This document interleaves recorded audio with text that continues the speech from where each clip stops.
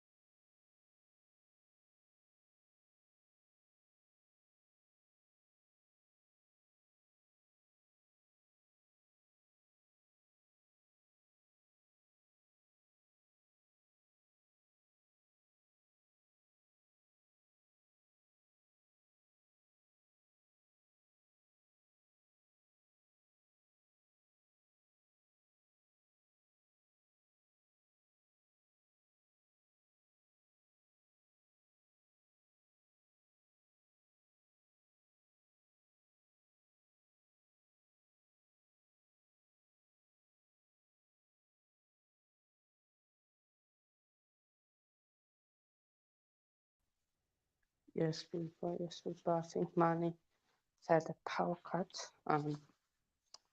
So yeah, I'll just take over until he comes back. Like, but yeah, make sure to get your predictions in the chat. And what is your guys's thoughts on the lineups? I'm going to read out the lineups in a sec. So yeah, I'm just going to get the France lineup. France lineup.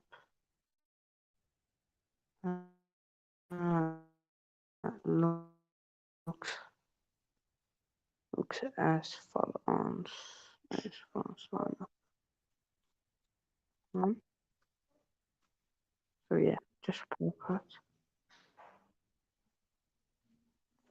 power cut for money sent, but it should be back.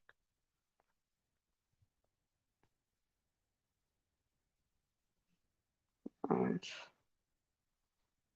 oh,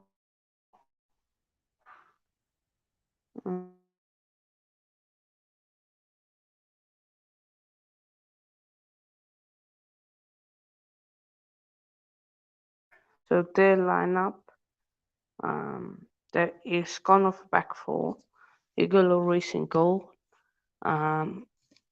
Lucas Hernandez. Then Upamecano, Kouyaté, and Pavard. Then Rabiot, Tchouaméni, and Griezmann in midfield. Then up top, Mbappe, Dembele, and Giroud. So Griezmann is as that cam. If we look at Australia's lineup, I think that's a good lineup for France. If we look at Australia's lineup, where they have not released.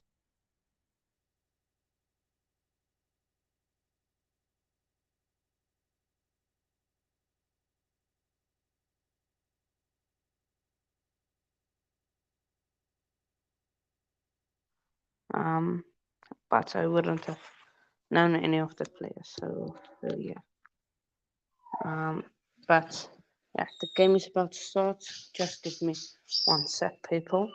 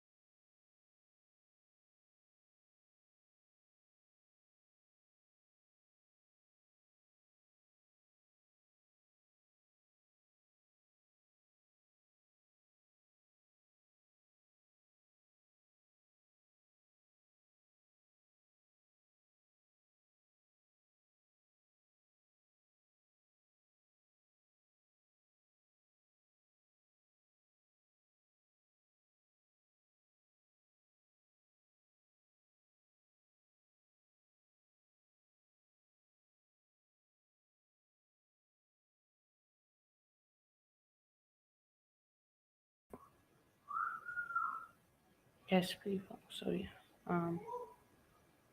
Quickly add to open because I see money. Um, uh, has got a power cut, so we just need to reload everything again and so forth. But yeah, yes.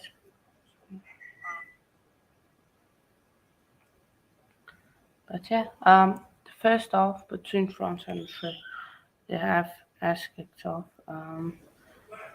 Apparently, the the Osho Okawa, I believe, um, is playing. I think this is his debut, I believe. I don't know. Yeah. Um, I'm so yeah. Uh, I'm just waiting for my parents to finish watching something on the TV, then I can watch this.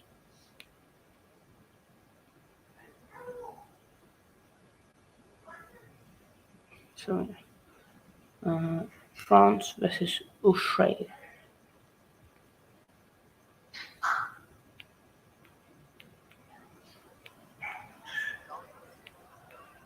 To be determined.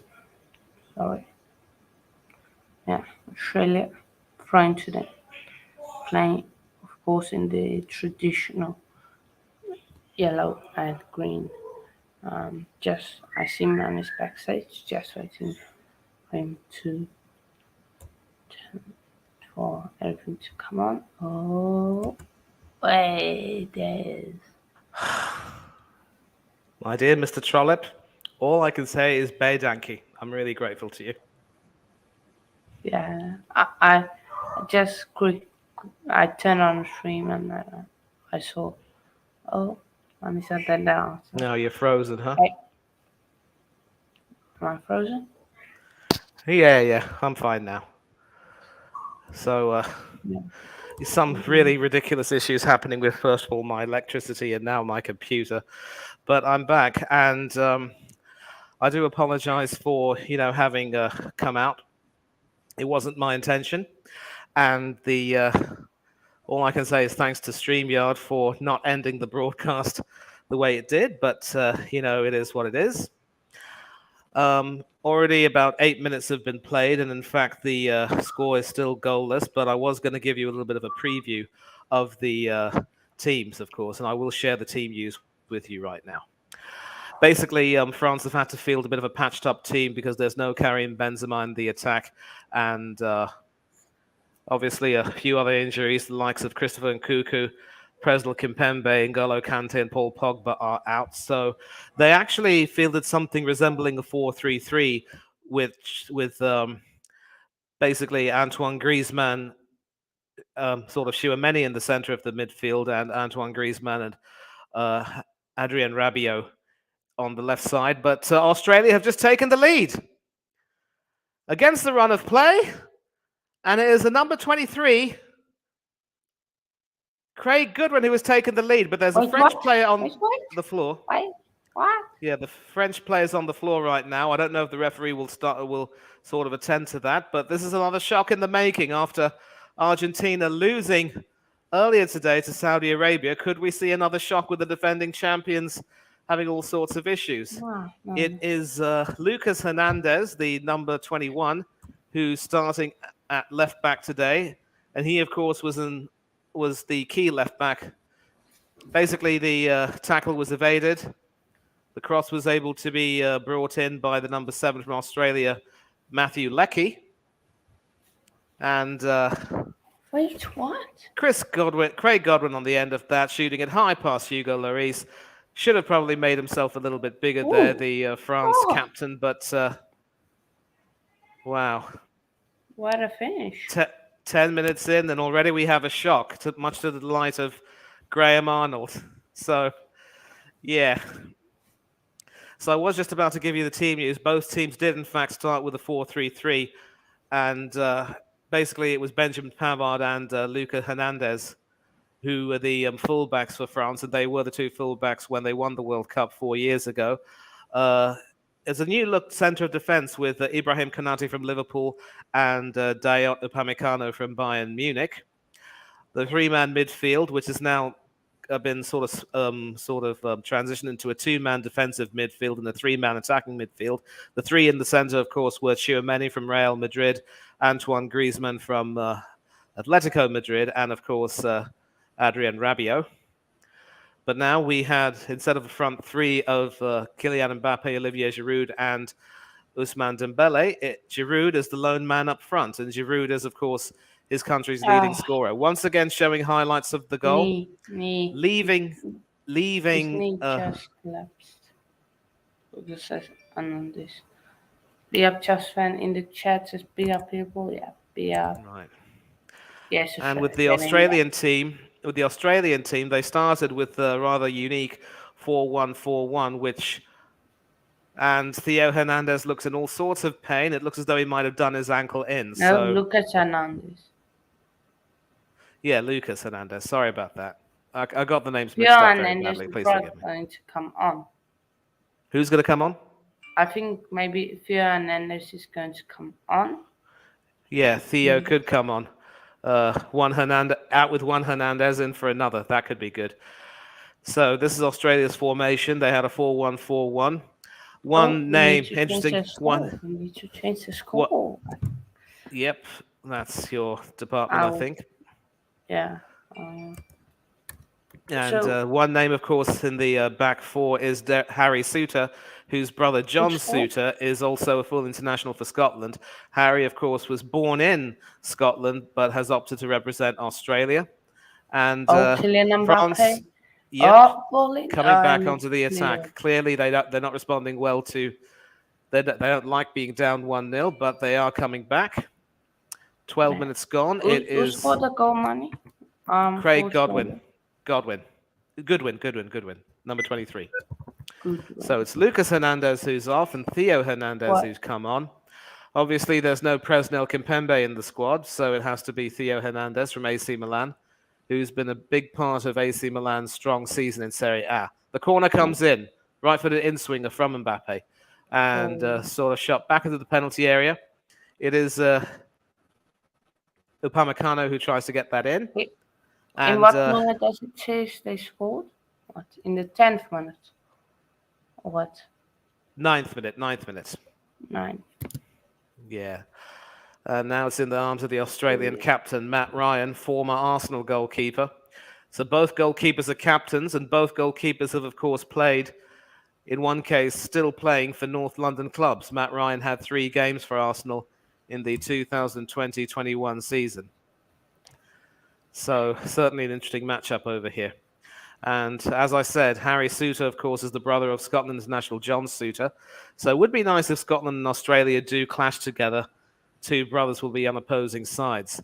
And certainly a list of unheralded names, Nathaniel Atkinson at right back and Aziz Behich at left back. Behich, of course, has been a veteran of the Australian teams of the past, as has Aaron Moy. We will know him from Premiership football with Huddersfield Town and also with Brighton and Hove Albion. Matthew Leckie, who provided that cross for the goal, he is playing as the sort of attacking right midfielder / winger, if you will. And Goodwin was the left winger. Jackson Irvine and Riley McGree are the 2 central attacking midfielders, with Mitchell Duke, the lone striker, up front. And of course, some good names on the bench. In defence, they've got Milos Degenek, who can come in at right back. A name to watch, of course, is the number 21, Garan Kuol, who has been selected for certainly the talent he brings. There's no Trent Sainsbury, who is the son-in-law of the Australian coach, Graham Arnold. And there's no Joe Rogic either. So certainly a very young team, not having that much experience, but they're certainly giving as good as they've got tonight. And they are threatening France's defense of the tournament. So... brilliant ball over the top. Mbappe. Ball in. Oh, cleared. Wow. Well done. Yeah, so once again, I'd like to apologise to those of you who are in the chat. Ferreira, Chelsea fan. Some stupid power issues on my side. I had to solve them, and it took a good few minutes, obviously. I was preparing to provide you a preview before kickoff, but obviously that didn't happen. And in the meantime, I was able to watch quite a bit of the game, and while also trying to get the sign back in. And it could perhaps be said that that goal is certainly against the run of play, but again, with that misplaced pass there from Adrian Rabiot, it's not not a surprised. misplaced pass, as you say. Yep. I was talking about the Australia misplaced now. pass. What can they do? Aaron Moy over there running, and he passes it through, but play is stopped. So I was just saying that that goal might perhaps been a little bit against the run of play. Certainly the French defence caught napping, perhaps.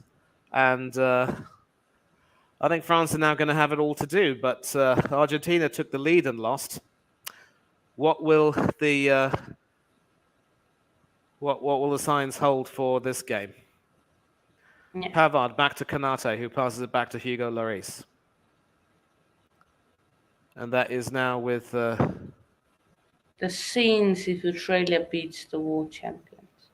Oh, yeah, I can imagine. And certainly I'm thinking of my dear friend Steve, the Aussie Gooner, and also Borche from the Football Capital. Done some streams with them. Most recently, of course, with Borche from the Football Capital. Neither of them had any real hopes of Australia doing too well, but if they're watching this now, I'm pretty certain they might be quite happy. It's I think, what time is it now? It'll be just 6:15 in the morning, Australia time, Sydney time, so I'm sure they'll be really enjoying this.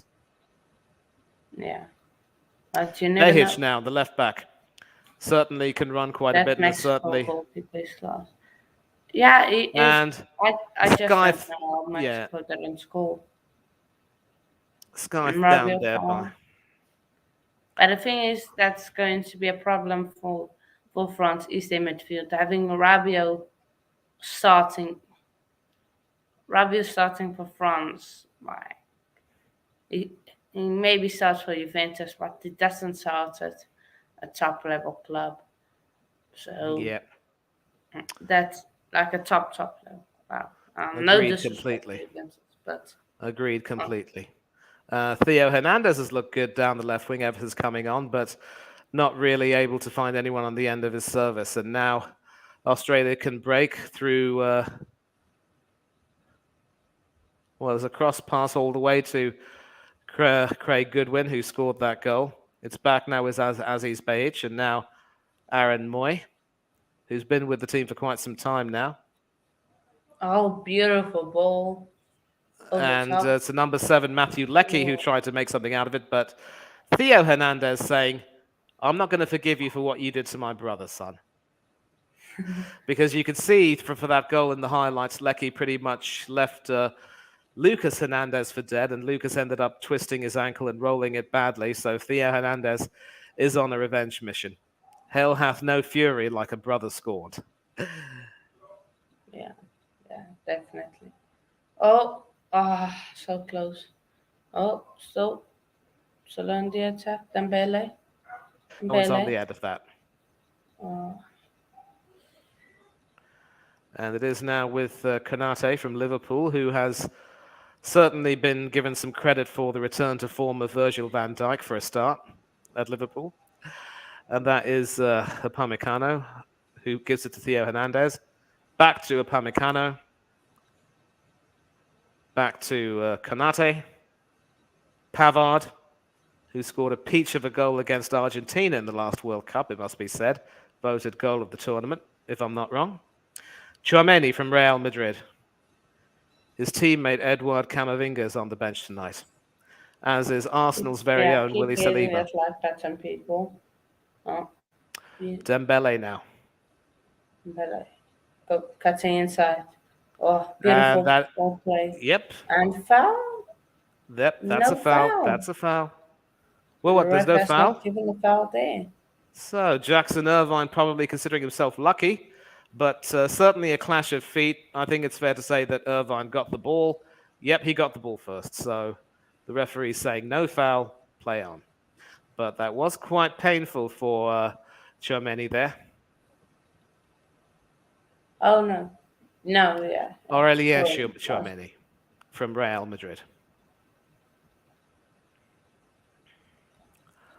Yeah, keep smashing that, people. And of course, ever since that spell at Arsenal where he wasn't given any respect by Mikel Arteta, Matt Ryan has since moved on to Real Sociedad. Played a season there, didn't get many games, but is now playing for Copenhagen in the Danish league. And he has the ball now and sends it upfield.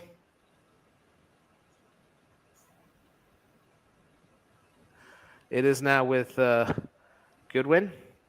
Behic overlapping him. If Australia won, will this be their first World Cup one? No, it won't. I believe they've won at least a game or two before. In fact, it was in 2006 that they had their best campaign, losing to Italy through a very controversial last-minute penalty that was scored by Fabio Grosso in 2006. And of course, Italy went on to win the World Cup that year. Of course, with the Italy-Australia connection, we cannot forget about the legendary Christian Vieri, who missed out on a place in Italy's World Cup winning squad due to injury, but who spent his childhood in Australia, and whose brother Max Vieri also played for the Socceroos. Another shot on goal, and that wasn't too far away. That was not too far away at all. And France's defence are being asked some serious questions here. Yeah. You can see the spaces over there being provided, and a dreadful back pass there from Theo Hernandez, but I think it's fair to say that it was Duke who had that shot, and certainly connected it very well, and that wasn't too far away, probably just going wide. And I'll tell you what, Hugo Lloris was beaten, hook, line, and sinker. Mitchell Duke. Yeah, he was beaten. Just if it didn't get so much like curl on the ball. Yeah, That but would have gone. I think it's fair to say that France's defence has in fact been caught cold. So I was just talking about another dual international brother combination, Max and Christian Vieri. Oh, wait, another chance, Australia? Not quite yet. Not quite yet. Behic was still trying to work his way in, but to no avail. And it's now with Aaron Moy, who is in the centre of midfield, that sort of defensive midfield pivot or, midfield sweeper, as it were. I remember the days when teams like Germany would employ a player who played behind the defensive back four as a sweeper. You could perhaps say that Aaron Moy, the central defensive midfielder, is a bit like a midfield sweeper, if you will. And if Moy does have a good tournament with his Premiership experience, certainly wouldn't mind considering him for a chance to come to Arsenal next season. Another Aussie to play for us after John Cosima and now Matt Ryan. Yeah. Pavard to Kanate. Hernandez. That seems like up front to Mbappe. They don't have any player. They're almost outnumbered by the Australian players. It's almost like it's almost like 9 versus 11. It seems almost that when they take that wide shot. Yeah, I get that. Outnumber the French. I get that. And I mean, obviously, if France were to lose today, that might make Argentina feel better because, you'd often expect that in a World Cup like this, there would be a day of absolute shocks. To be honest, though, France's squad has been very drastically weakened by their injury, so this shouldn't be too much of a surprise necessarily. And Australia certainly are a team that thrives on, a team connection and team spirit, a little bit like the Welsh team in a way. But that's still what did you say? That's still supporting losing to Australia. It's still embarrassing. Not really. England have lost to Australia before. But I get your point. We lost at home. Our performance was embarrassing. So, yeah. Harry Souttar there coming into the action. The Scottish-born Aussie international. As I said, one half of the Australian-Scottish dual international duo with John Suter, who plays for Scotland. There is also another Scottish-born player in the squad, and number 25, Jason Cummings, who's actually played a few friendlies for Scotland, but because they were non-competitive figures, he was now eligible to represent Australia and is now in the World Cup, something which Scotland are not at the moment. Kanate over to Upamecano.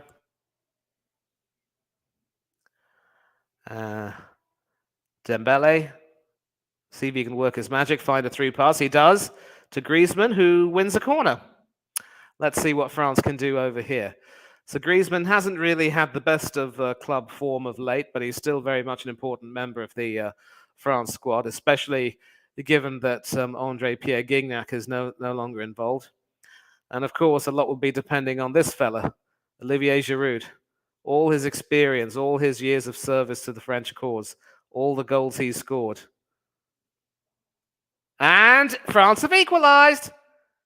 And it's that man, Adrien Rabiot, who we've criticized earlier on in the game, who comes up trumps, earning his pay packet. What a fine header that was, leaving Matt Ryan with no chance. Hanno, are you there?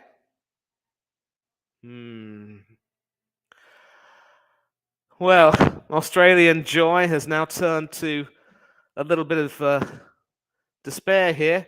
The initial corner was headed away, crossed back in by Theo Hernandez, and Rabiot was on the end of that. So the substitution paying off handsomely there. Theo with that fine left-footed cross, straight onto the head of Adrien Rabiot, and you can see how much that means to Didier Deschamps, one of a precious few people to win the World Cup as both a player and a manager. Deschamps, of course, was captain of the victorious French team on home soil, and 20 years after that, he led them to glory in Russia. So it's France 1, Australia 1. And now we've got a game on our hands. Australia, of course, well known for their exploits in cricket and rugby union, among other sports, but certainly proving that they can give as good as they get with the football. Of course, back in Australia, football is a different sort of football, a strange mixture of association football and rugby, but you can see what a difference a goal makes. Australia now very much on the back foot. And you can see that France is starting to assert themselves. So, Hanno, I don't know where you are. You must be away.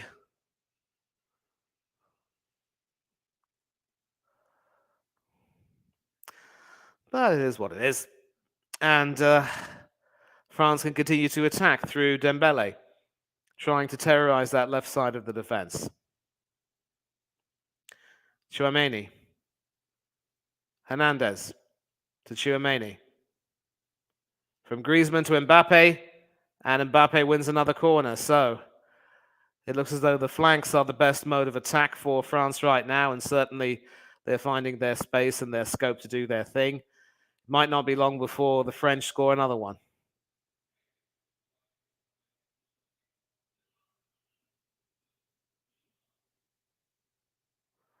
Corner whipped in, left-footed away swinger. Doesn't find its man, but it is with Dembele now. Ousmane Dembele, who tries to lay it up for Theo Hernandez again, but it's gone past him. Goes to Antoine Griezmann, who whips it in. Another header. And this time, from Olivier Giroud, of all people, it goes over the bar. So once again, France being really attacking down the flanks. And was Giroud slightly offside? Might perhaps have been, according to new guidelines. But not really getting that much of a connection on that. And Giroud appreciating the effort from his teammate. So it's France 1, Australia 1. And a few chats, of course, have come in. Craig has said, couldn't believe how pragmatic Argentina were today, but nothing should be taken away from Saudi Arabia. No, nothing at all. I think it's fair to say that Argentina was slightly complacent. Of course, it might be harsh to overly criticize them because they had more than a few goals disallowed in that crazy first half. But in the second half, I think they probably lost a lot of focus and ended up deservedly losing. And now, half an hour into the game, it's 1-1. Yeah, France are playing better now. They are definitely. Yeah. Yep. We have one inside. See, Man United fans having street battle right now. Yeah. And Ronaldo fan was Ryan are crying in their Ronaldo bed sheets. I'm not really going to say too much about that except to say, what happened was very, very unfortunate, but it had to happen. Had to make an example of that, really. You couldn't really do too much about it. Oh, so close. Yeah. But Giroud is getting into the game now. He wasn't in the game, but he's now getting into the game. So yeah. But yeah, no, everyone's watching. Make sure to smash the like and subscribe. Oh. And it's once again the penalty area. Rabiot again. And a simple tap in, and this time Giroud joins the party. And a way of saying, you boys think you can take the lead against us and leave one of our players injured? We're going to come back at you with a vengeance. And once again, Rabiot doing some outstanding work, getting in to the penalty area, leaving the Australian defense static and rather motionless. And you just have a feeling that for all of Australia's graft and their determination, a route may be on, but Deschamps will not want his men to become complacent, and questions are probably going to be asked about Nathaniel Atkinson there. Was sort of muscled off the ball, really. Excellent work from Kylian Mbappe with the back heel, and you can see now the pressing style of France, especially after the arrival of Theo Hernandez, has worked wonders. Rabiot again doing quite well. And Olivier Giroud saying merci beaucoup. And the entire French fans and his teammates are saying je vous en prie. And now they're ahead, you see. And that is his 50th goal for France. What a career he has had with the national team. Yeah. France 32nd minute, by the way.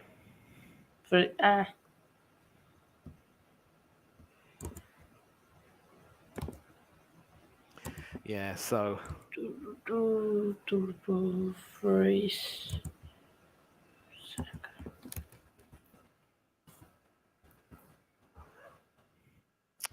Pavard now, Griezmann, Tchouaméni, back to Pavard, finds Dembele, and it is back, of course, with Pavard. As always, pick up the rest of the men. And back to Lloris, who sends it all the way to Upamecano being asking questions of him, and he gives the ball away, but that's not really going to trouble anyone. In fact, it will go out for a goal kick, which Lloris will gratefully take. Ozzy, come on, Ozzy. Never ever thought I'd see the day when a South African would be cheering for Australia. Not just in football, not in rugby now. Rugby, they can go and have. And you see the skills there of Kylian Mbappe with that back heel, which is also returned by Theo Hernandez. Theo, obviously the decision to bring him on has been a masterstroke because Lucas's brother has been a very big part of AC Milan's great season. But still playing well. What happened when he played against Chelsea? Oh, it was pocketed. Yeah. Well, how many of those Chelsea stars are in the Australian team? 0. there. Yeah, but still. And that's of course, he's been able to take advantage of the gaps. Dembele now down the right, trying to find his way in Goes left, goes right. to Passes the ball Rabiot, into Rabiot. Gives it to Tchouaméni. Tchouaméni. Tchouaméni gives it down the wing to Fernandes. Back to Mbappe. Mbappe. Nice move there. Now Tchouaméni, I believe. Yeah. Griezmann now, Rabiot. Griezmann. Mbappe. Mbappe. hoping to find their Griezmann man. takes the ball And so right you off can just the see right now with that sequence of events just how static the Australian defense has become. Really, obviously they brought people at the back, but none of them have been able to attack the French strikers and the French any of the French attackers and try and take the ball away. But you know, it goes on, it goes on, it goes on.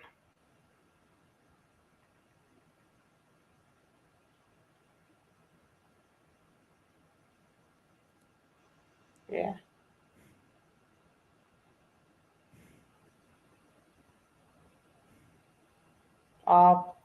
Great work. Dembele ball in. Mbappe Giroud, and it's guide. Yeah, Giroud probably felt as though this was a rugby match between France and Australia, not a football match. So that's certainly a kick which any fullback would have been proud of. Once again, great work from Dembele. Mbappe also making himself seen and heard, and all Giroud had to do was keep it low, but he couldn't do that. So we're coming up to about 8.5 minutes left before the end of the first half, with stoppages certain to be added. I will definitely be putting the link in the chat. Anyone who would like to come in and have your say, just have a chat with us.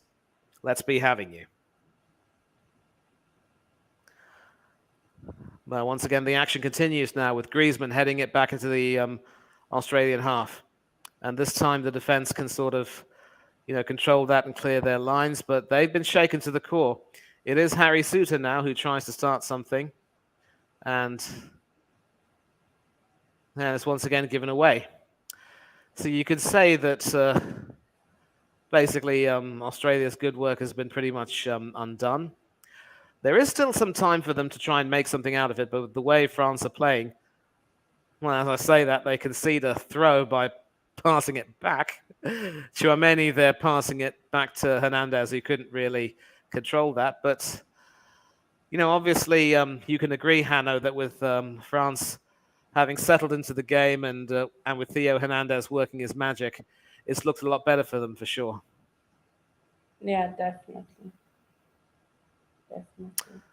And obviously, as long as you have Mbappe, who was, of course, the best young player in the tournament 4 years ago, you still always have a shout. Yeah, now, obviously, I couldn't do the watch-along between Argentina and Saudi Arabia. I was actually predicting Argentina would win, and you can see that I'm a little bit saddened for both Lionel Messi and Emiliano Martinez. I wonder if you were able to watch that, what did you make of the game? For me, of course, we did watch on to the second half. I just felt that I just think the two in midfield for Argentina were brought off and new were brought on.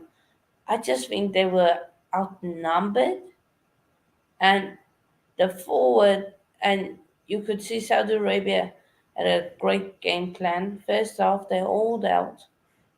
They almost couldn't hold out some narrow offsides, but I just think in Argentina they were outnumbered up front because if you look Saudi Arabia, at times they were 4 defenders and then two like wing backs and stuff or fullbacks. So that were dominating them. Dembele ball in by Mbappe, just can't sky hit over. Yeah, from what I read, obviously I was trying to catch the highlights, and we once again see some good work down the left. This time through Rabiot, and once again, that quality is lacking in the final third, but they've shown enough quality to be able to go 2-1 up. Really, at this point, they should be 3-1 or even 4-1 up. But from what I saw from the highlights, obviously Argentina were bossing that first half magnificently, and they had 3 goals disallowed in addition to Lionel Messi's penalty, which was, legal.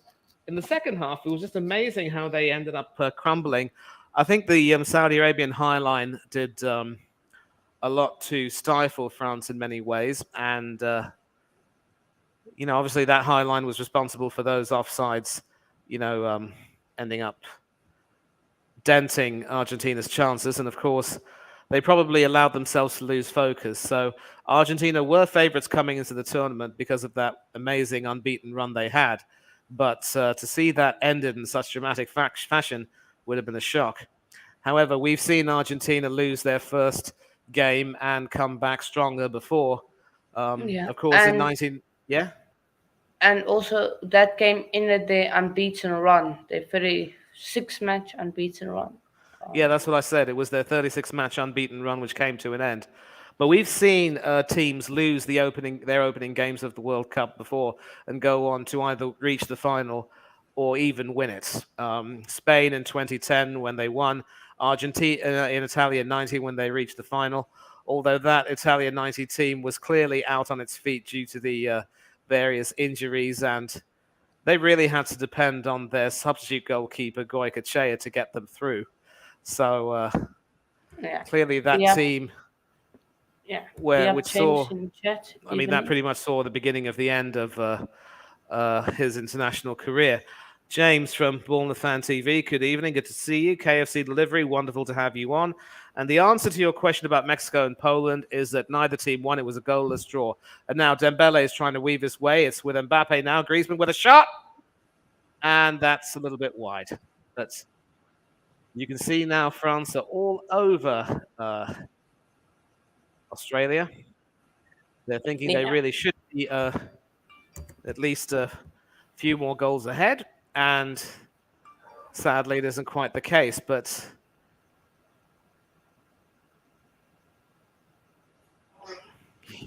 Matt Ryan content to just let that go wide.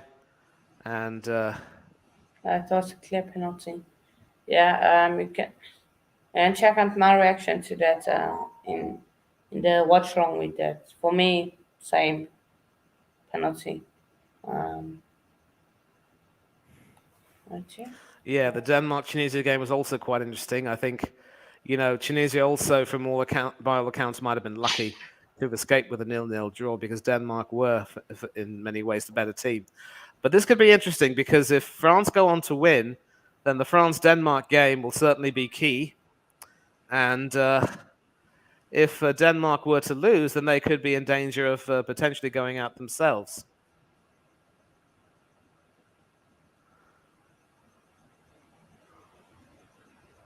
Referee plays advantage there, seeing Dembele catching the defender on his ankle, but waving play on. Atkinson now, passing it to Lecky. Back to Moy. I will unfortunately have to go. Yep, I will. I'll stay here until the end, and I'll catch you. And there's 1.5 minutes to go. Definitely there will be stoppages. So. Yeah, but Manny, as soon as the 44th minute is upon us, what's your prediction for added time? Additional time? I want to say maybe 4 minutes, no less, no more. 4 minutes. Actually, it might be 5 because Theo Hernandez was down on the floor for a long time. And obviously, that would have eaten into the minutes, I think. Yeah, I'm going 6 just because I like to lamp on more minutes. The World Cup started already for controversy. Yeah, there's always going to be such things. Pavard. Rabiot. Upamecano. And now Griezmann's on his own. He passes it. And how do you miss from an angle like that? How do you miss? Mbappe, Kylian Mbappe, Kylian Mbappe. Oh, Kylian Mbappe.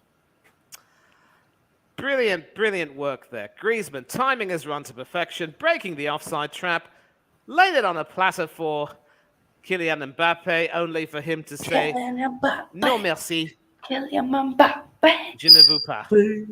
And you can see just how Didier Deschamps did not like that. So we started stoppage time. Let's see how much has been added. And And they're going to show now. Oh. now some good work again down the right, and Leckie again up against Upamecano. And it is a, well, you were right, 6 minutes. So you've got that prediction right. Well done. That was, and then you would have learned how to score that if you joined Madrid. And yeah. Moy to Behic now. Yeah, KFC. I Good don't know. win. Do you want to maybe join the Watchalong for Portugal versus Ghana? Oh, and that was off the post. Oh, That was off the post. Jackson Irvine there coming so close to bringing Australia back into it. Lloris was happy to let that go wide. Excellent work down the left from McGree. And, well, to be fair, it was probably the outside of the post, so Lloris might have been justified in seeing that go wide, but it wasn't too far away. It definitely wasn't. And had he watched that go in, he would have been left mightily embarrassed. But don't count out the Aussies. They're battlers. Aussies. Riley McGree. Aussies. Aussies. Aussies. Aussies. Aziz Behic now. Aussies. Back to Kai Rolls. Back to Matt Ryan. Aaron Moy collects that, passes it back to Rolls. And now it's back with Aaron Moy. And Australia can try and move forward here. That was, in fact, Riley McGree who had come back. It's now with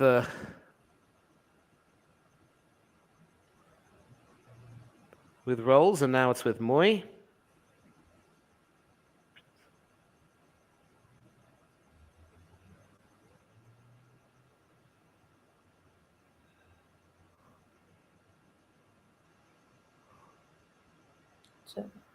Forward pass. Will it find its man? No, it won't. Sort of going out of play. Half the stoppage time is about to expire. Benjamin Pavard now has the ball. And obviously France will look to try and take some confidence from their response to going behind 1-0. They could still end up looking to top the group. So I remember I was predicting that France wouldn't really go too far given the injuries they've had. But one thing I'll say about the French is that they have a really, really large pool of talent. And you can just imagine how formidable the squad they would be with those injured people fit and still very much a part of it. But as they would say, allons, mes amis, we have got work to do. And part of that work includes stifling another Australian attack, which Kanata does quite well, but concedes a throw in the process.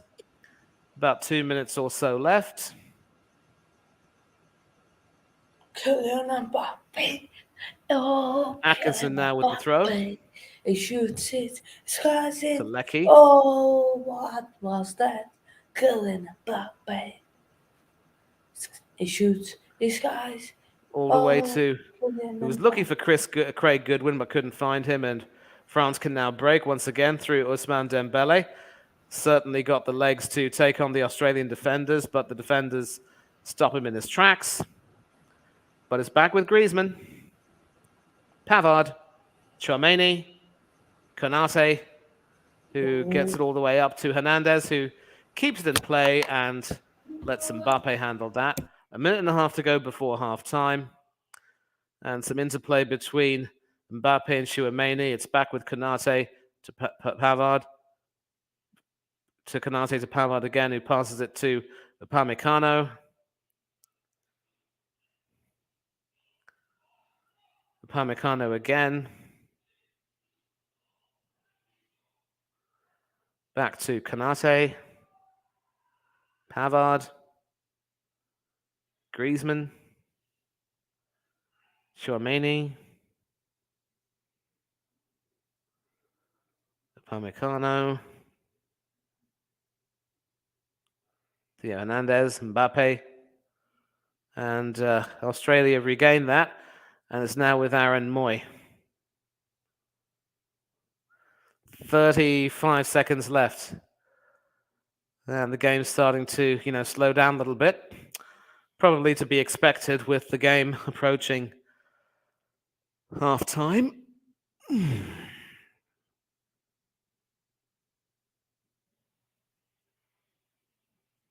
Pavard now.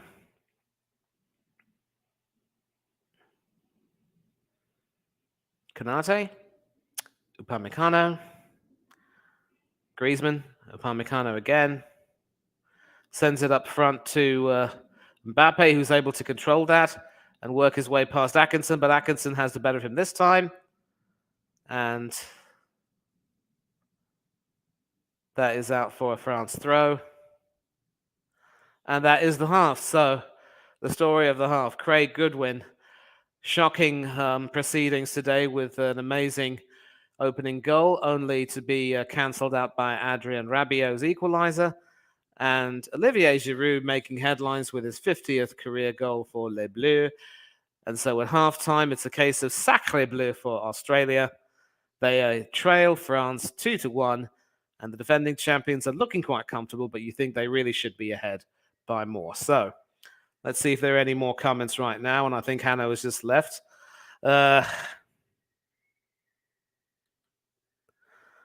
That's what happens when you don't join Real Madrid. He would have learned to score that if he had joined Madrid.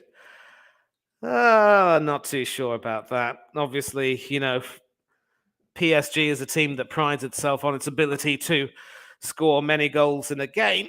So I really don't see how, that would have been an issue. So I will just change the ticker there.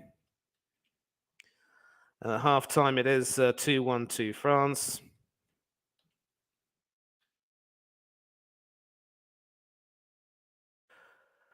An early 9th minute opener from Craig Goodwin, cancelled out by Adrien Rabiot and Olivier Giroud in turn. So once again, the link is in the chat. Coach's Corner. This is the link which is there in the chat if you want to come on and have your say. If you come on and I see you backstage, I will let you on and we will have a little chin wag. And we will now talk a little bit about, obviously the issue that threatened to hog the headlines today. As we know, Cristiano Ronaldo is no longer a Manchester United player, and a number of Manchester United fans are having a street party. Well, I know a few people who will be having a party, but there will be a few other people who will, certainly not be too happy with the way things have been. Yeah, nothing away from Saudi Arabia, but obviously they're going to come up against two other very experienced teams in Poland and Mexico. I definitely don't see Saudi Arabia emulating the class of '94 and reaching the second stage of the tournament. But, they're causing some problems. But of course, after the introduction of Theo Hernandez, France have started to play a lot better. And obviously, hell hath no fury like a brother scorned. Coming on for his brother Lucas Hernandez, Theo has been lively down the wing. Obviously, did more than his fair share of work in setting up that peach of a header from Adrien Rabiot. And they look a little bit settled. But one thing which Deschamps will definitely do is tell them to guard against complacency. And this could be a long second half for Australia. They might need some inspiration. As I said, it was a goalless draw today. Guillermo Ochoa saving a penalty from Robert Lewandowski. Mexico having a few shots on target but not able to score, and it was 0-0 at the end. VAR controversy. Well, the controversy rears its ugly head. I always say that it's not the technology, it's the people who use it. You saw what that was. It was an attempt to be a bit too clever, and he ended up, making himself look a right fool. But still, France are ahead, 2-1. And obviously there'll be some analysis going on, and I will just mute my mic and check that out.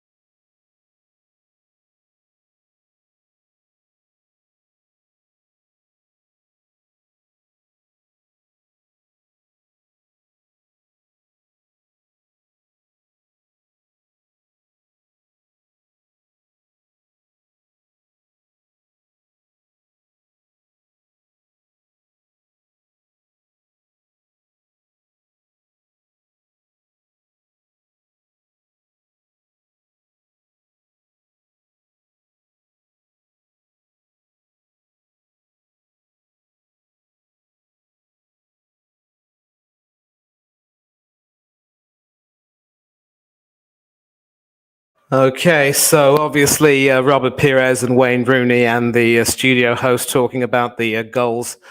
And I think obviously they're agreeing that with the wide open spaces that have been present in the match, both teams have, benefited greatly. It hasn't certainly been a very tight game, certainly very open so far.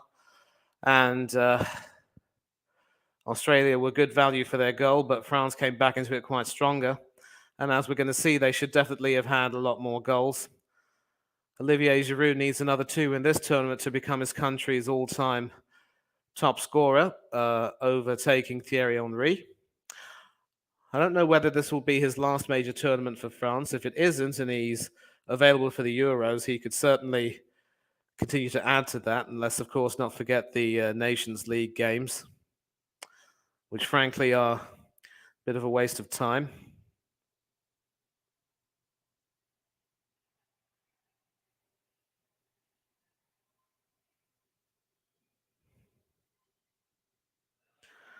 And the pass completion has been magnificent for both teams, 88 for Australia, 91 for France in terms of percentage, but France have just played more passes. So definitely a very open game, a lot of passes being created. You could say that this is free-flowing football at its finest in comparison to the Mexico-Poland game. And let's see if there are any more comments. Evening, James. Good to have you on. And big up James and KFC Delivery. Oh, I didn't see you in backstage, I'm afraid, there. Sorry about that, mate.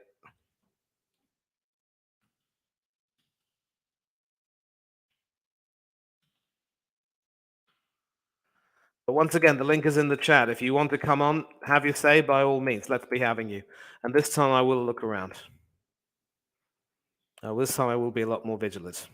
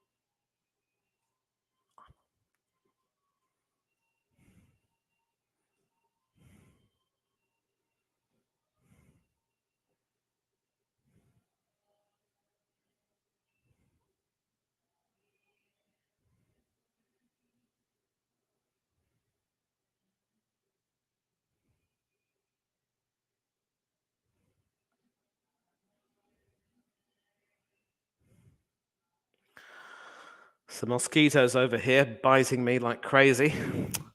What can you do? Such is life when you live over here in this country. So I'm not too sure what changes Australia can make. They probably might need to, sort of tighten up the midfield a little bit and see. Certainly wouldn't mind seeing maybe someone like Riley McGree coming back to partner Aaron Moy in that 2-man defensive midfield and turn it into a 4-2-3-1. Sort of tighten up the gaps, because obviously the French wingers, Dembele and Mbappe, and also Theo Hernandez, probably not so much Benjamin Pavard, but they've certainly been able to make hay down that. So a 4-2-3-1 will obviously cancel things out and maybe just get rid of the gaps that Australia are leaving in the middle of the field. Maybe tactically, you could say that tactically it's been justified given that Australia opened the scoring, but as the game's gone on, France have settled into their stride and looked a lot stronger. And of course, I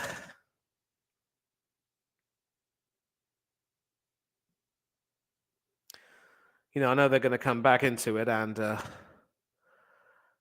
obviously France will make sure that they want to try and, exert their dominance and make sure that they can play well enough. But Australia will look to come back into it, and I think Graham Arnold has sort of proved that his team selection has worked for the most part, but tactically he might now need to start tightening up a little bit.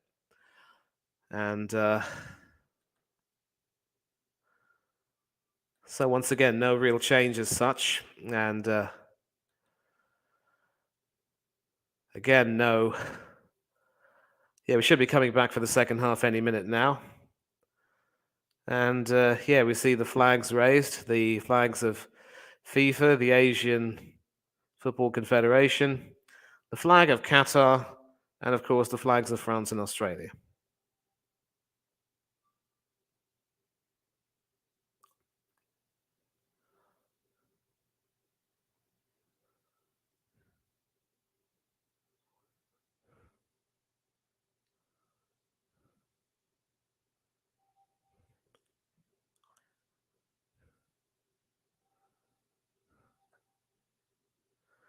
And now we see the French team coming out. Deschamps obviously knows that his team have got the lead, but he will warn them not to underestimate the Australians. Well, they haven't gone to the field yet, but they're still in the tunnel. Lloris obviously wanting to make sure his players get the message that this match is not over by any means. And the team really needs to concentrate hard on sort of sealing this game and going forward. Lloris, of course, by many accounts, quite lucky to be France's first choice because a lot of people were calling for Mike Maignan to be picked in the squad and made first choice. But so far, he hasn't had that much to do apart from conceding that goal. And there was a hairy moment when he sort of let a header from Jackson Irvine hit the outside of the post and go wide.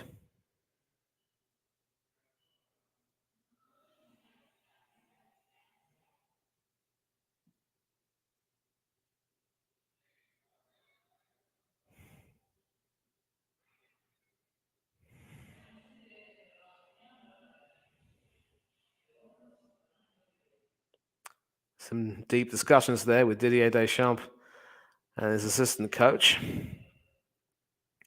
Any changes made by France? No, definitely not yet. Why would you want to change that team?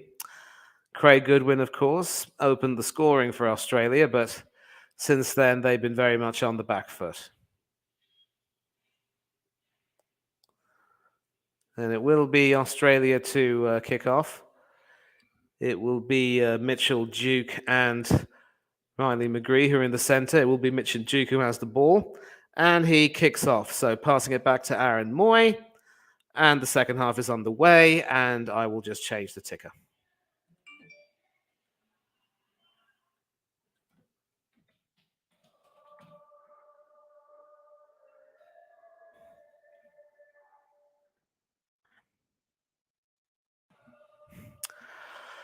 So Arnold hasn't made any changes, 25 seconds in, and goal kick for France almost immediately.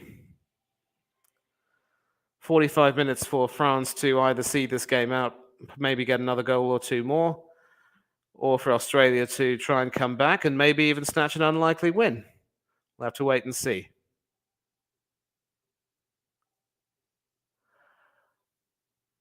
Some head tennis going on over there, but the referee puts an end to all of that.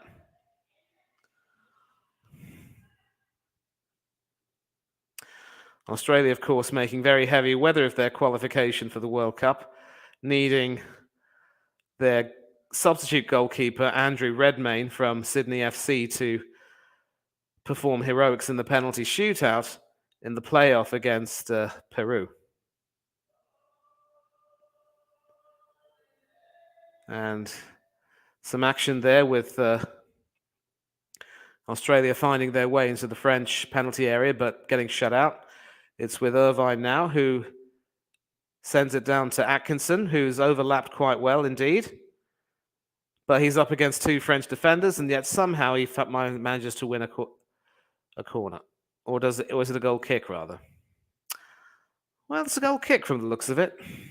Nope, it is indeed a corner. So Atkinson is actually walking back because he doesn't want to be too far away from his defensive duties. And I wonder who will be taking this corner. 2 minutes in, and already Australia have a chance to level up. We see Harry Suter coming up in there. Jackson Irvine. Of course, Aaron Moy, Mitchell Duke, and Matthew Leckie, who provided that brilliant assist, while also taking out Lucas Hernandez in the process. And so you can see that Theo Hernandez is marking him. It will be Craig Goodwin to take the corner, a left-footed in-swinger. A short corner, if you will, which is headed away by Antoine Griezmann. But it's back with the Aussie defence. And Ryan passes it and starts another foray.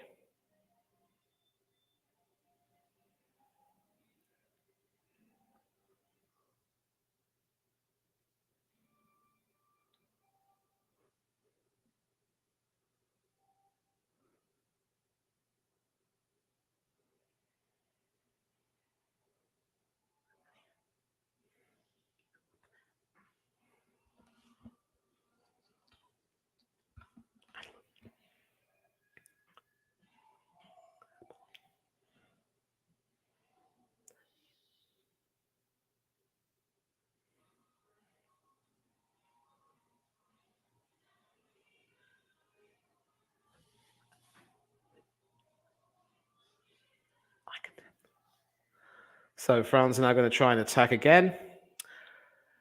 Griezmann to Theo Hernandez, who has been quite outstanding since he's come on. Passes it all the way back to Upamecano. He sends it all the way to Tchouaméni. Pavard on the right wing. Konate. Upamecano. Nice chip pass there, which finds Hernandez in the Australian penalty area. Lays it back. Will there be a shot on goal? Well, that was sort of a low shot, which was easily cleared by the Australian defence, but France are coming back. Upamecano passing it once again to Hernandez. Finding some space on the left. A bicycle kick! And that would have been a spectacular way to see him join Thierry Henry on top of the French goal-scoring charts. Brilliant attempt by Olivier Giroud, but sent it wide. Once again, terrific cross from Theo Hernandez. Found its man beautifully. Giroud has scored some spectacular goals before. And that one sadly went wide. Couldn't quite get the connection he wanted. Pass back to Matt Ryan. Dealt with it enough. So 50 minutes in. Still France 2, Australia 1. But Aziz Behich now with a long pass, which is cut off by Upamecano. But that looked to be a very risky back pass indeed, and Australia can come back in. Aaron Moy there. Jackson Irvine. Matthew Leckie.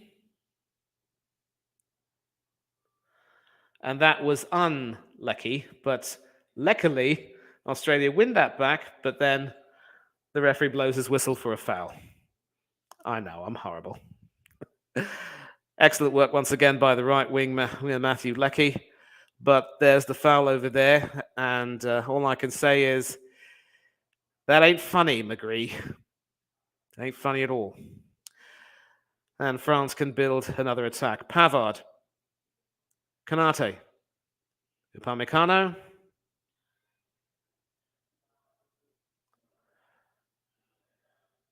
Konate sends it up long, and Dembele meets it.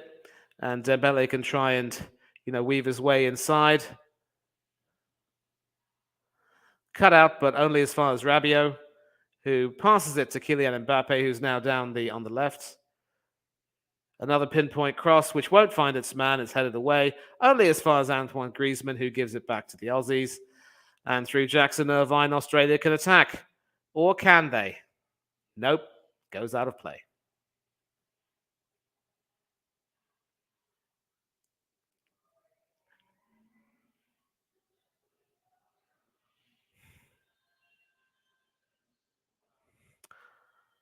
Once again, France are trying to attack. Tchouaméni. And that was Giroud. Theo Hernandez now to Mbappe. Some silky skills from him early on in the first half. And a free kick has been awarded. Jackson Irvine. Treading a very thin line at the moment. So a nice clash there between the two number 22s, and obviously Irvine thinking he could get away with it. Clearly he couldn't. Certainly a nice mustache he's sporting. Not quite as good as Mark Lawrenson's was back in the day, but good nonetheless. And it's Kylian Mbappe who's standing over that ball to take that free kick, quite obviously. Going to see if he can try and float it in beyond the defence. A little bit too far.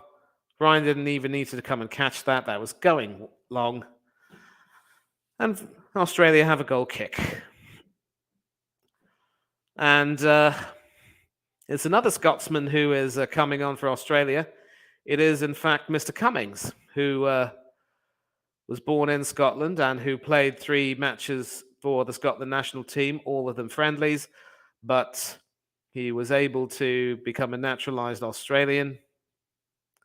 I mean, because he was able to become eligible to play for Australia, given that those 3 matches were friendlies. Now he's in the squad, and now he will have a taste of a World Cup. It'll be interesting to see where he slides in and for whom he comes on. I would imagine it might be one of the defenders, so it could very well be that Harry Souttar has a fellow Scotsman beside him in the back 4.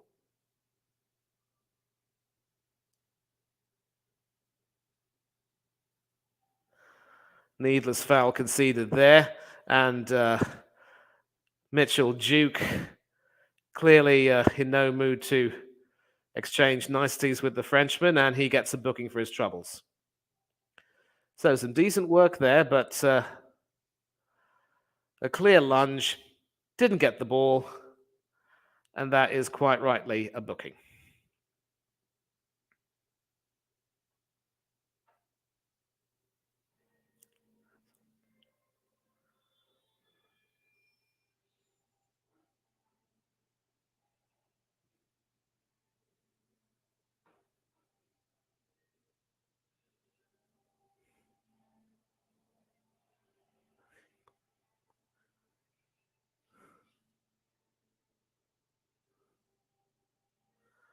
And so France can start again, this time through Konate to Benjamin Pavard, Aurélien Tchouameni, who to Theo Hernandez, back to Tchouameni, back to Upamecano, sends it long to hoping to find Dembele, but that goes out of play, a little bit too high, and looks as though Matthew Duke will be coming off. He was, of course, the lone striker today, and he will be replaced by Mr. Cummings.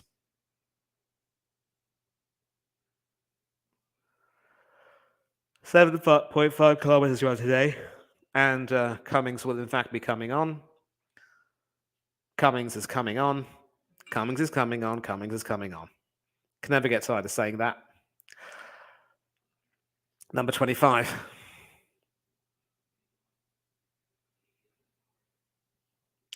Aziz Behich now with the throw. Hoping to find Cummings himself, but his first touch is to... well, he doesn't concede the throw. It's still an Australian throw.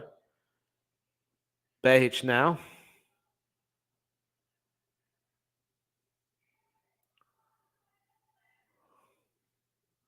Taking a sweet time with the throw there.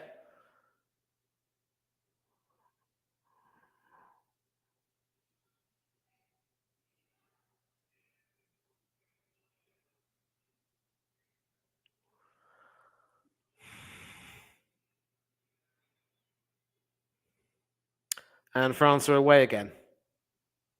Upamecano, Konate, Pavard, Dembele, back to Pavard, Rabiot, Konate to Upamecano, Tchouameni, who's come back a bit, Hernandez now to Tchouameni, who'll probably go back forward. Rabiot gets that. Can he keep control of that? Yes, he does. Konate, Dembele.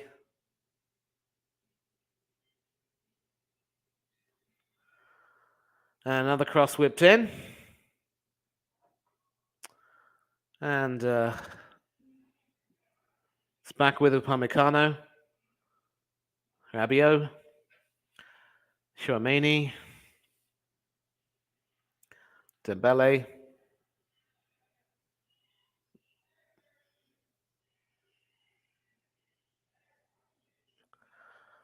Ooh, a little bit of a passage of play where I thought it's been silent there. But it is back, of course, with Konate, who gets it to Pavard, to Dembele. And France are still pressing, still asking questions. They're not letting go of the ball, keeping possession. Upamecano. Theo Hernandez.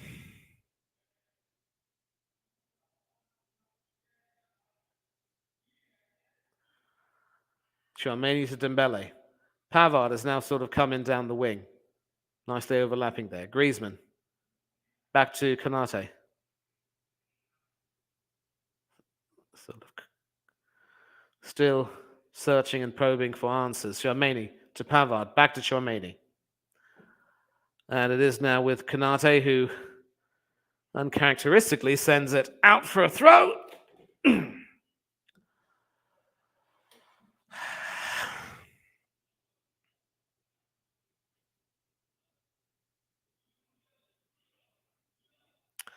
And you can see the disappointment on the faces of the Australian crowd, who were delighted when they took the lead. Fancy footwork there, and Rabiot is able to use his head to go beyond Atkinson. Doesn't find the man, but there is Dembele on the wing. Griezmann now in the center. Mbappe, another back heel, doesn't find its man.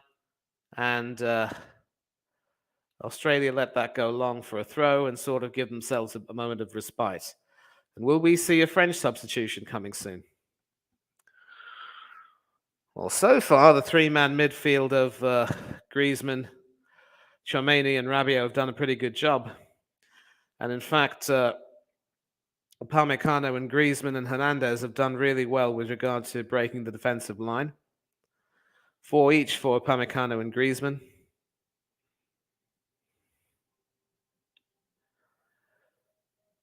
Theo Hernandez. Upamecano. Pavard. Rabiot. Chouameni. Challenged for that aggressively, and the referee chooses to play an advantage. And a back heel, it finds Mbappe, and he blasts it over the bar. Well, he was thinking he had scored for some reason, wheeling away in delight, or at least thinking he was going to be given a corner, but clearly the referee was having none of that. But well, let's see what's going on right now. A challenge over there, which went unpunished for the advantage. A back heel now, and well, it looks as though a corner has been awarded. Some good defensive work there. And Mbappe it is to take it. Right-footed in-swinger. Some sort of an infringement going on in the penalty area, and clearly the referee doesn't want to have any bit of that. Victor Gomez, the South African referee, of course. Mbappe once again. Right-footed in-swinger. 61 minutes gone. And that is cleared. So still no sign of France adding to their lead, but certainly no sign either of Australia looking to try and get back into the game. And even with Jason Cummings being brought on, it's going to be a bit of a tough ask.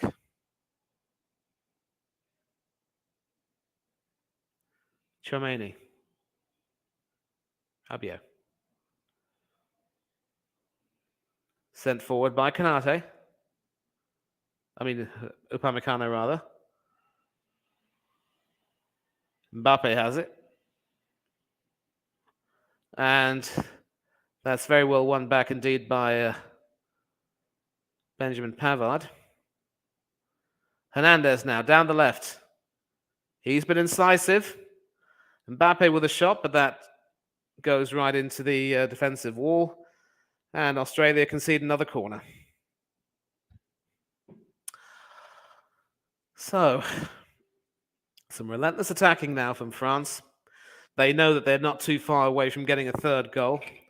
A third could possibly, put some distance between them, and the fourth would certainly kill it. Griezmann taking it, left-footed away swinger. And that is headed behind by Konate for a goal kick. French fans still enjoying that. Yeah, clearly not getting the header he wanted there.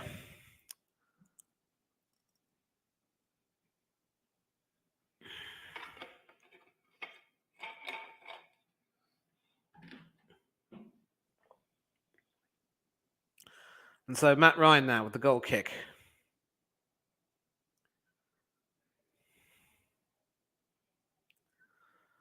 French throw.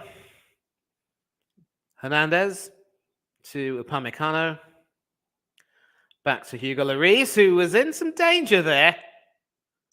And is able to get away with that with a short goal kick, which finds its man. That pass doesn't find its man. And Australia can reclaim that. Start an attack through Aaron Moy. But France regain it.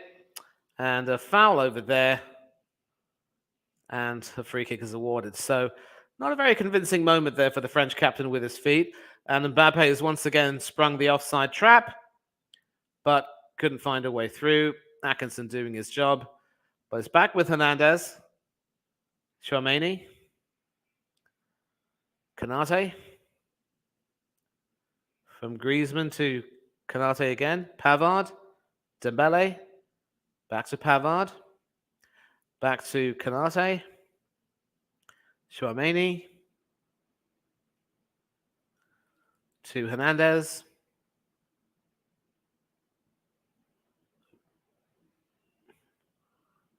And Upamecano doing a decent job there, passing it back to his goalkeeper. And there's a player down. It is Aurelien Chouameni, who's clutching his lower leg, his ankle or whatever. Actually, it's his lower leg, not his ankle. And going to see the challenge here. Once again, Jackson Irvine getting into the thick of it with a crunching foul there, stamping on Chouameni's foot. Seems to be the more common challenges.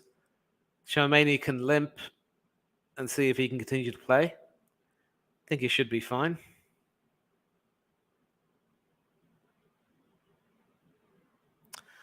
Some discussions there between Deschamps and the fourth official from the US, a lady, of course. And I don't know if we've had any ladies taking official charge of a World Cup match this tournament. We might have, and I probably missed it, but we will see. In fact, I'm going to take a look and see if any ladies have actually taken charge of a World Cup match so far.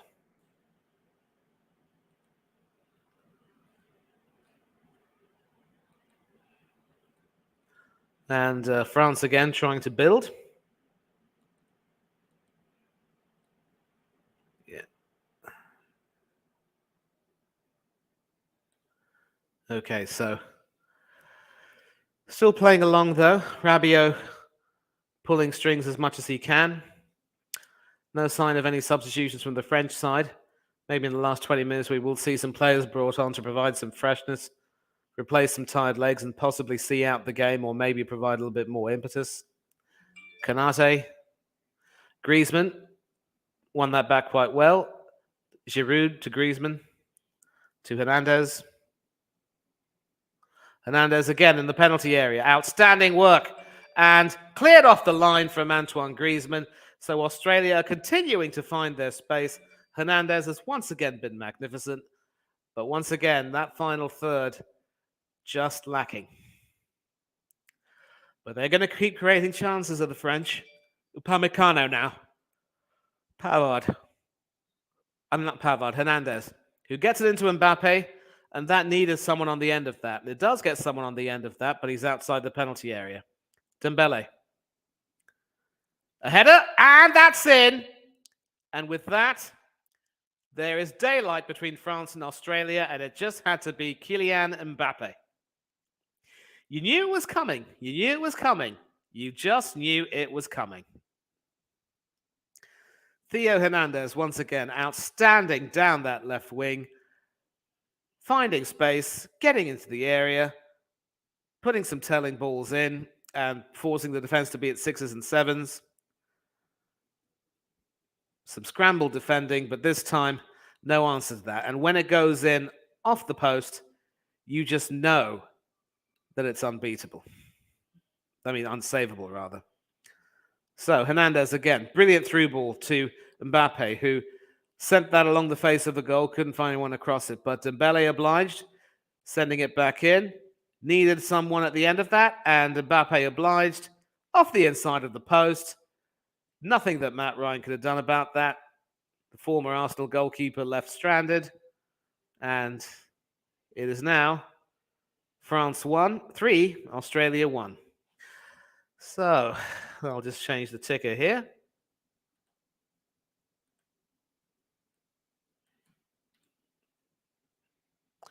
And you can see how much that means to Didier Deschamps. Kylian Mbappe with that goal on 67 minutes.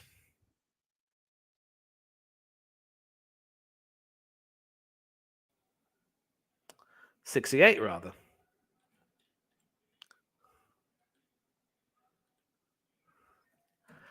And so there we have it, folks. There is some distance now, and with the better part of, more than 20, just more than 20 minutes left, 21 minutes to be exact, plus stoppages to be added on. France are 2 goals to the good, and this will be the time when both managers will look to start making some changes. Not too sure what Graham Arnold has in mind. Maybe damage limitation, I'm not too sure.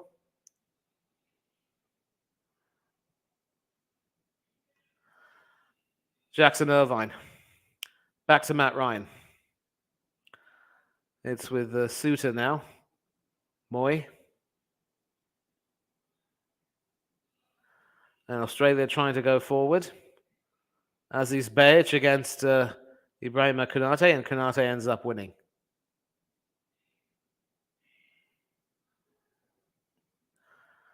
And Australia continuing to attack. Irvine with another ball in, but the French defense holds firm. And thanks to Rabiot, France can clear. Once again, Hernandez down the left, outstanding. And was he pushed by Jackson Irvine? Might look that way. There is, of course, now 20 minutes to go plus stoppages. Rising above, if you will, rising before and above Harry Suter. And that earlier shot from Griezmann was brilliantly cleared off the line by Aziz Behich, but just a few minutes later, he would see Mbappe put them back in front.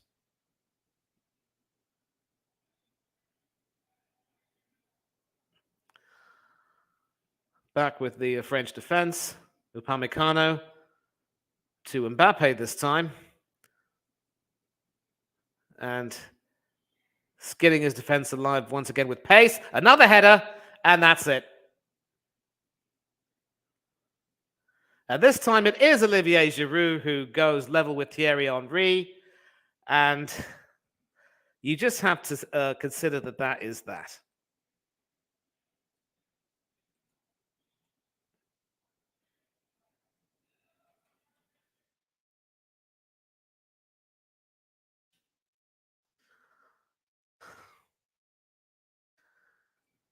You know, I think it's fair to say that ever since Theo Hernandez came on and the French started to settle and really find their range, the result has been pretty much, you know, predictable.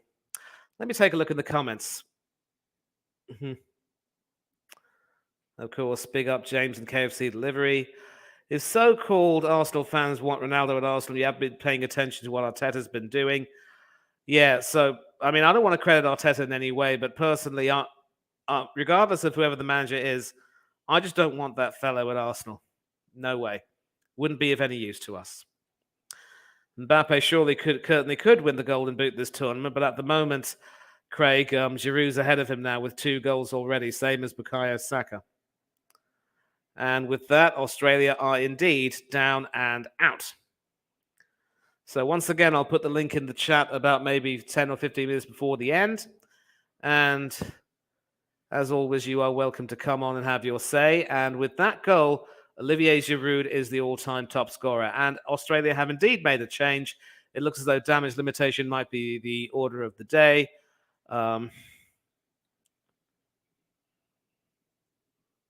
It is Our Mabil on for Riley McGree. So definitely damage limitation, the order of the day. I do not see Australia recovering from this.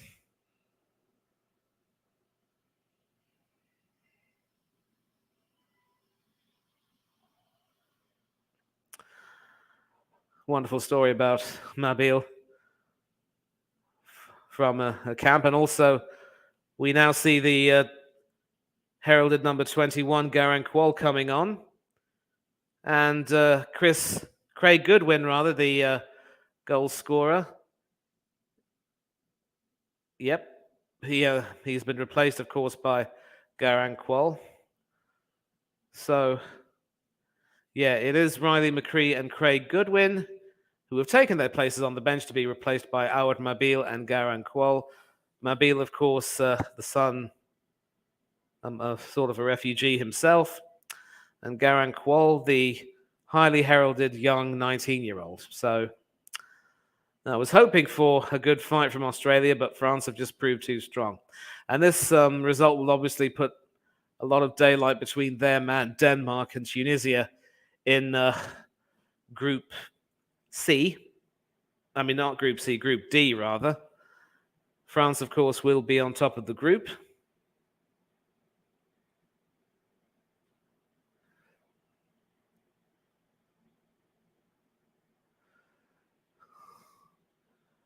What do Australia do? The best part of 15 minutes left. Another excellent run, this time by Kylian Mbappe down the left.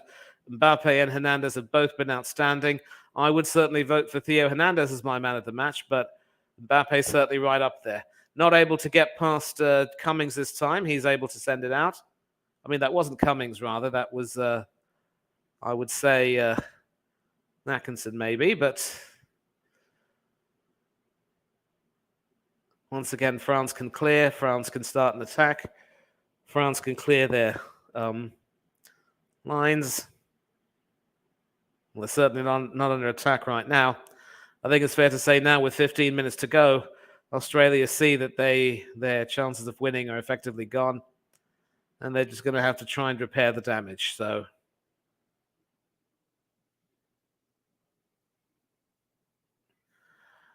back with Australia now. It is with Harry Suter.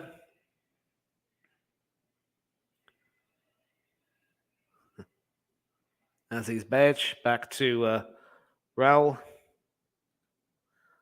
Sends it forward. Anyone on the end of that? No, Hernandez will shepherd that out for a goal kick. Rolls, rather, was the defender. And now we see more changes coming on.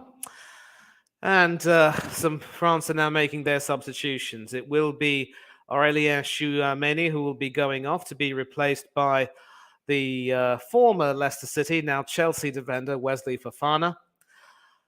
Fofana, of course, sustained a bad injury earlier on the season. Didn't think he'd be selected to play in the tournament, but he has recovered and he will take the place of Tchouameni. And of course, it will be Kingsley Coman coming on as well for Ousmane Dembele, who has run himself into the ground. So off go Tchouameni and Dembele, and on come Wesley Fofana and Kingsley Coman.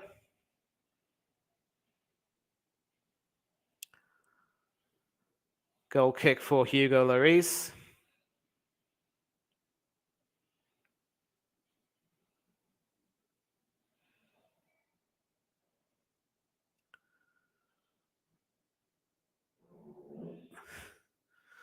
And Australia could try and find something here through the Scottish Aussie Jason Cummings.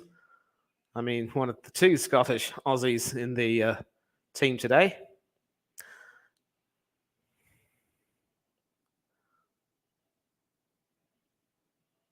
Probably no more than a consolation, really, but Australia can at least say they haven't been truly disgraced. No disgrace at all when you're coming up against a France team which is looking exceptionally ominous.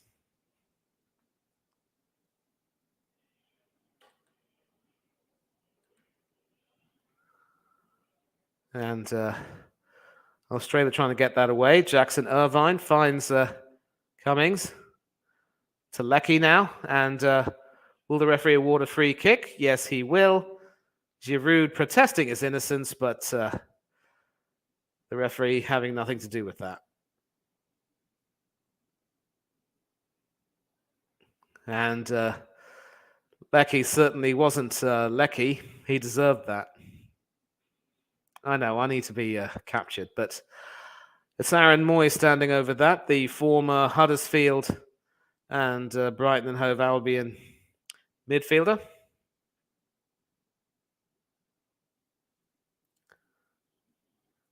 And it doesn't find its man. It's headed away by a French defender.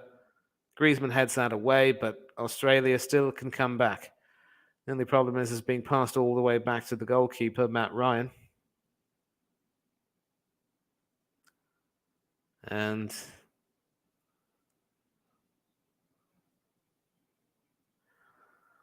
yeah, so once again, Australia trying their best to, find something out of nothing. And we have some comments over here. Let me check. Oris Talks Football is in the building. Hello, son. Good to see you. I know we've got a stream later on tonight. I will look to join you for that. Joel Gunner TV, big up to you as well, son. Thank you for joining in. Chelsea fan, big up Joel Gunner TV. And big up to you as well. So already some pleasantries being exchanged. And of course, with 10 minutes to go before the end of the game, I am posting the link once again for the chat.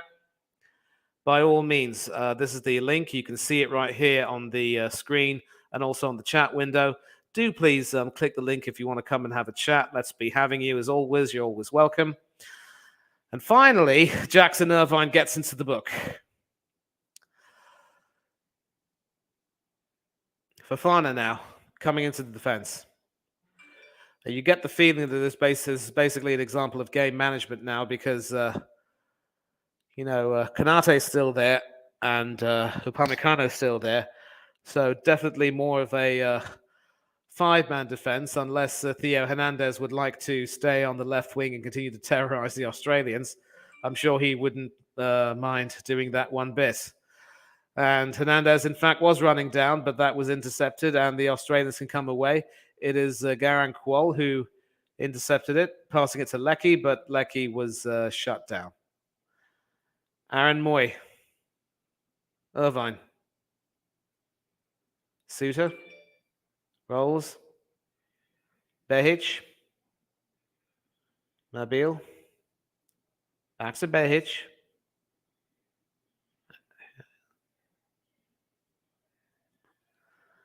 Back again with the Australian defense. Rolls again.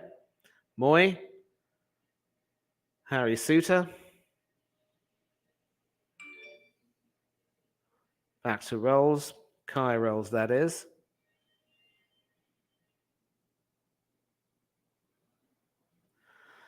And Australia still trying to find something through Atkinson and now Moy. Sideways passing. No real threat. Page. And that's been given away, and France can run. Straight to Mbappe, who is almost on his own. A nice step over into the penalty area. Needs to find the man, but doesn't get that high enough. But France can still attack, and it is with Kingsley Coman now. Kingsley Coman. And I wonder if he will probably try and whip a cross in right now, but no, he passes it outside. And it's Rabiot who controls it. About to be to Hernandez, to Upamecano. Fofana gets another touch. To Pavard, back to Fofana. To Kingsley Coman. To Fofana. Gets it through, and Coman cannot get to that. So, but however, that is won back by Mbappe. And can Mbappe spring the trap and score a second goal? No, he can't. So you could tell how disappointed he is. You could tell just how close he was to getting a second there. But France have been utterly dominant. And even with Wall coming on. Don't see any way back for the Aussies. In fact, there probably was no way back ever since France scored that third. So chip pass into the area from Antoine Griezmann. But this time around, Mbappe's first touch letting him down, taking it forward, and Matt Ryan comfortably gathering it. So 7 minutes to go, plus stoppages. France 4, Netherlands 1.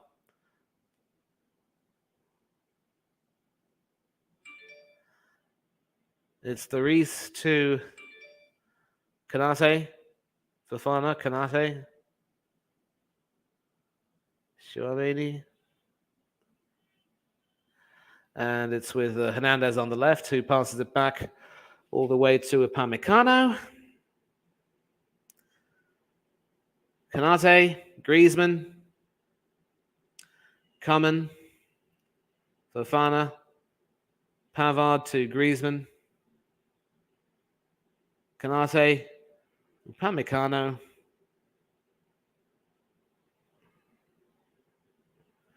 Hernandez now on the left. Mbappe. Upamecano. Kanate. Can Kingsley come and get that? Nope, that is far too high for him. And now some more substitutes being brought on. Looks as though more damage limitation is in order. Jackson Irvine had a decent game, but is now coming off with about 6 minutes left plus stoppages. He will be replaced by the number 26 for Australia, Keanu Bacchus. And Nathaniel Atkinson is being replaced by the number 2, Milos Degenek. Degenek also a child of refugees from former Yugoslavia. In fact, he and the Canadian first-choice goalkeeper Milan Borjan were in the same refugee camp, and they will now be in the World Cup, albeit in different groups. So Degenek gets his first minutes. Very well deserved. Bacchus, all the way to Behic. Sort of sent through by Nabil, I think. But France can come away. No, they can't. They put it behind, sort of outside for a throw. Rolls.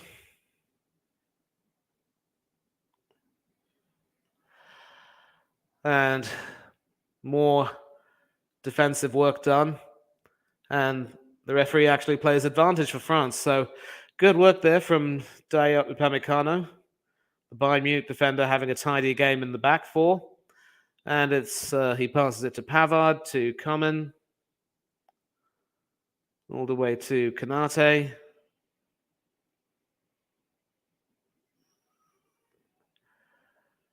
Rabiot. Kanate. Griezmann.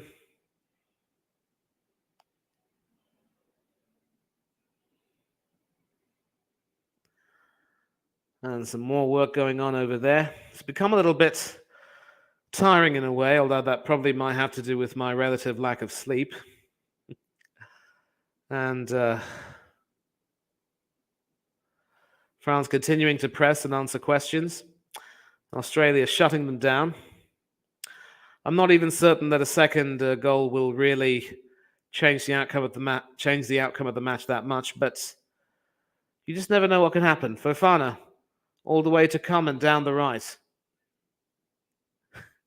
He'll be coming down the right when he comes. And that's exactly what he's done. The only problem is he couldn't quite find the attacker at the end of that, and Australia can break. Let's see a couple of comments here. Big up Boris Talks Football from Chelsea fan. Joel Gunner TV France do look like a real force this year. Yeah, it's amazing how, they seem to have a really endless talent pool, because I was thinking with the injuries they had, I didn't really believe that they would be contenders. But, with Mbappe and Giroud, I think they've covered for that loss quite well. And, of course, the midfield has been outstanding. Theo Hernandez is a fine addition to the squad alongside his brother. So, yeah. Griezmann now. France will want one more goal to nicely finish this off. 2.5 minutes left. Will they do it? Benjamin Pavard now, down the right. A nice cross floated in, but headed behind by the substitute Deganek. So, number 2's cross headed behind by France's number 2. And these will be France's final 2 substitutions. Benjamin Pavard has just had his last play of the night. Another magnificent game for him with 2 minutes to go. He is being replaced by France's number 5. Certainly not. Yep, it will be Jules Koundé to replace him. And the number 26, certainly a relative of a blast from the past, Marcus Thuram, whose father, Lilian, is quite simply a French institution. Still the most capped Frenchman of all time, but Hugo Lloris is closing in on that record of his. And this probably will go down as the greatest generation of French talent if they can go on to do quite well in this World Cup. Obviously, the class of 98 and 2000 were really, really good too, but you got the feeling that in terms of talent, a corner there. Excellent save from Matt Ryan. He definitely did not want to concede a 5th. And France are still at it.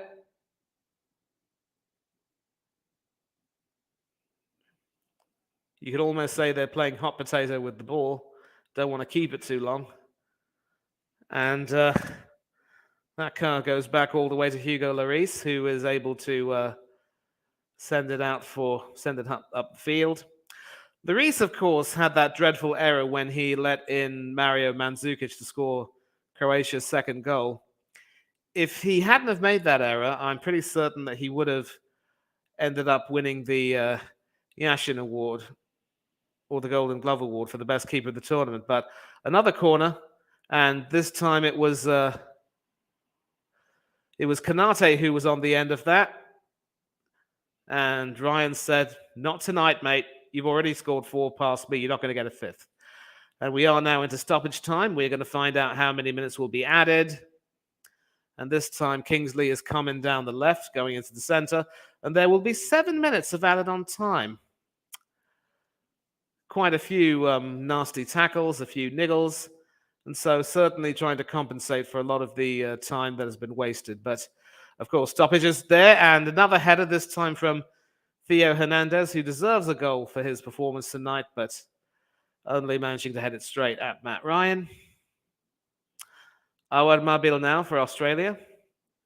Sends it all the way up further, hoping to find Garang Kuol, but Jules Koundé, just sort of barging him off the ball and winning a throw-in.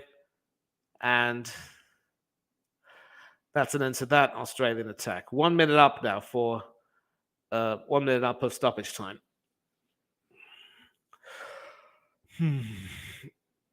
And so, with their 4th goal, they have now scored 4 goals in consecutive World Cup matches, finals matches, that is, for the first time. The 4-2 win in the 2018 final, and now the first match here. Only the 3rd team to do so at the World Cup this century, after Brazil in 2002 and Germany in 2010. And France are still not done yet. Kingsley coming down the right. Griezmann, and that is cut off by the Australian defence. Will they concede a corner? No, they will concede a throw-in. So Aziz Behic there, he's putting a good shift at left back tonight. Certainly tried his hardest. Ibrahim Konate, Adrien Rabiot, Konate again, Griezmann, Rabiot.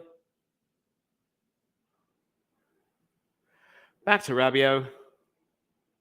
And that was Jules Koundé down there doing some good work on the touchline. Pamecano to Konate. Nice dummy by Rabiot. Kingsley Coman now has the ball. Will he be able to find someone? Passes it back to Rabiot.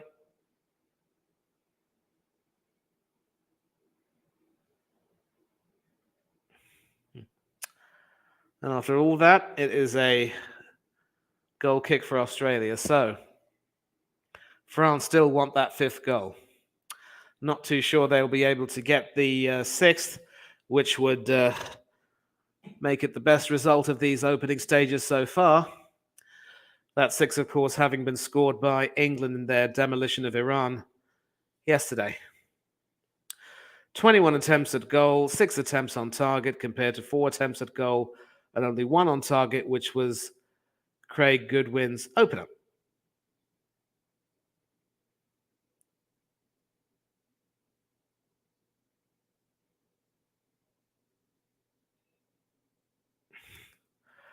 And so France are going to start another attack. Adrien Rabiot.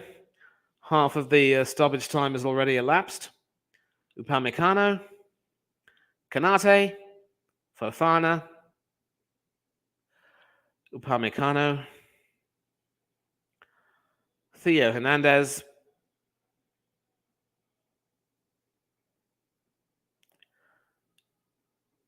and Australia still trying to come back, but France are shutting them out quite expertly.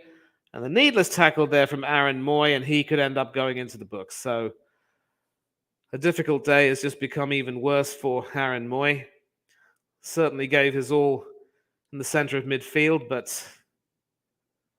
just seeing a replay of that right now.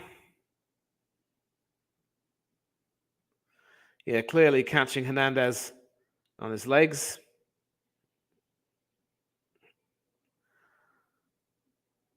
Yeah.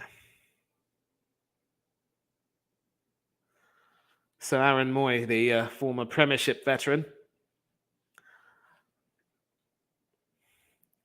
finding things a little bit difficult so far tonight.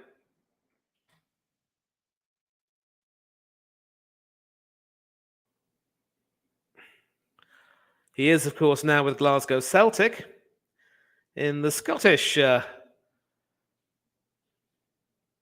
Premiership, wearing the number 13 jersey he enjoys so much, but there's no room for his clubmate Joe Rogic among one or two others. And France again coming down the right. Kingsley Coman trying to keep it in play, but failing, and that should be a goal kick. Yep, he's failed to keep it in play. 2 minutes left. Obviously, France toying with Australia right now.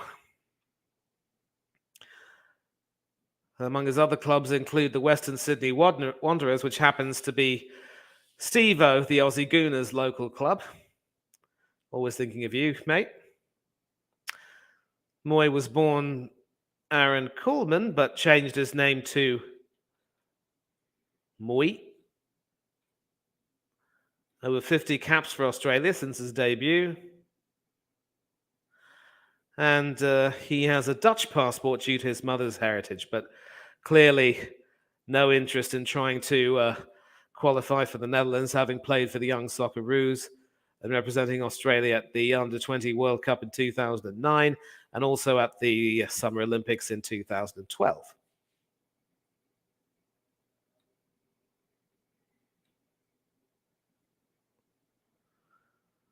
And a minute or so to go, and you sort of get the feeling that the match is starting to peter out a little bit. I think both teams are pretty much tired. Australia know that their goose is cooked, as it were, although Marbil will try to conjure up something, maybe a possible consolation. Marbil back to Moy, back to Marbil, to Deganek, to Suter, to Rolls.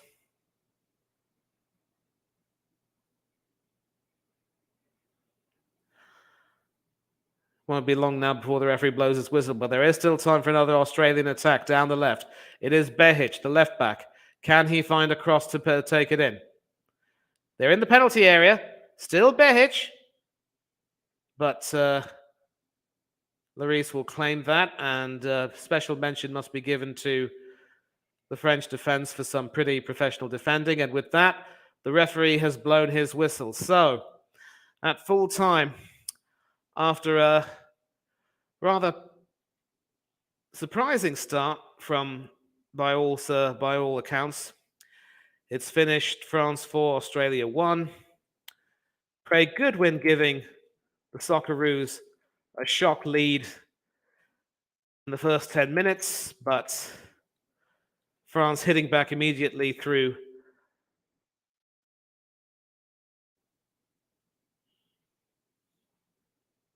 Adrien Rabiot and Olivier Giroud to send them into halftime 2-1 up.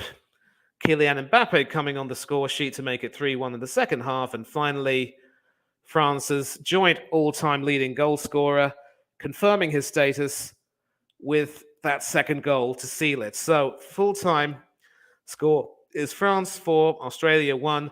France shaking off the multiple injuries in their squad to put out a really accomplished performance, which sends them all the way to the top of Group D. And with matches against Denmark and Tunisia to come, not necessarily in that order, of course. I mean, certainly in that order, I would imagine. France look really, really good to qualify as group winners. More comments. Yeah, so some more comments here. Oris Talks Football, live in 5 minutes. I will join you as soon as I can, son.